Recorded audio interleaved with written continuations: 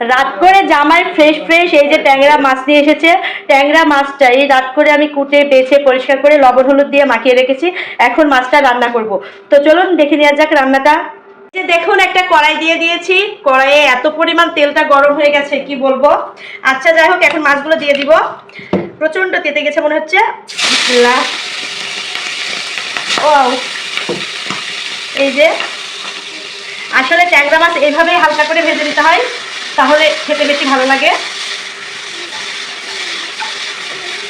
আমি এটা খুন্তি ইউজ করছি না, এভাবেই হালকা ভেজে দিচ্ছি।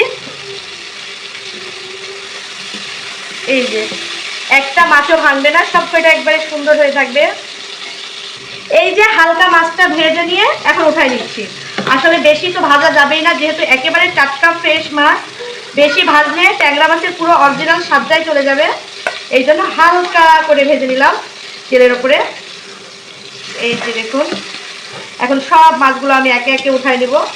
আসলে এই শীতে ট্যাংরা মাছের ঝোল খেতে কি যে মজা লাগে কি বলবো আপনাদের।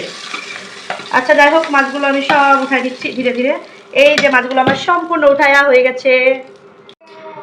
এই যে পাটায় বাটা মশলা এখন সেই তেলের ভিতরে দিয়ে দিবে। এর ভেতরে আমি সব কিছু দিয়ে নিয়েছি যা যা লাগে আর কি।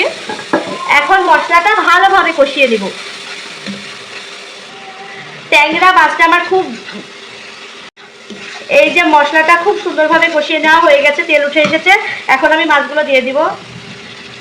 এখন মাছগুলো আলতো হাতে মশলার সাথে হালকাভাবে একটু মিক্স করে দিব।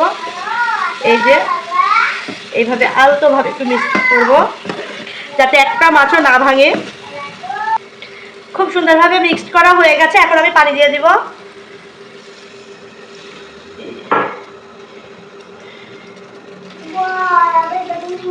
যেহেতু একটু বেশি পানি দেবো, কারণ মাছটা ঝোল রাখবো, কারণ এই মাছের ঝোল দিয়েই ভাত খাওয়া লাগবে, আর ঝোলটাই সব থেকে বেশি মজা লাগে। এই যে ঝোলটা খেতে দারুণ লাগে। এখন এটা রেখে দেবো এইভাবে। এই যে আমার মাছের ঝোলটা ফুটে এসেছে, ঝোলটাও কমে এসেছে, আর একটু ঝোলটা কমিয়ে এখন নামিয়ে নিব। এতে কিছু আমি কিন্তু এতে একটু জিরার গুঁড়া দিয়ে দিয়েছি অফ ক্যামেরাতেই। এই যে দেখুন, বেশি কিন্তু ঝোল নেই, আর একটু কমাবো, কমিয়ে নামিয়ে নেব। ফাইনালি এই যে আবার ট্যাংরা মাছের ঝোল হয়ে গেছে। দেখুন কতটা সুন্দর হয়েছে।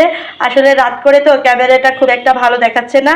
আচ্ছা যাই হোক, ভিডিওটা যারা দেখেছেন অবশ্যই ফলো দিয়ে পাশে থাকবেন, আর লাইক কমেন্ট করতে কিন্তু ভুলবেন না। আল্লাহ হাফেজ।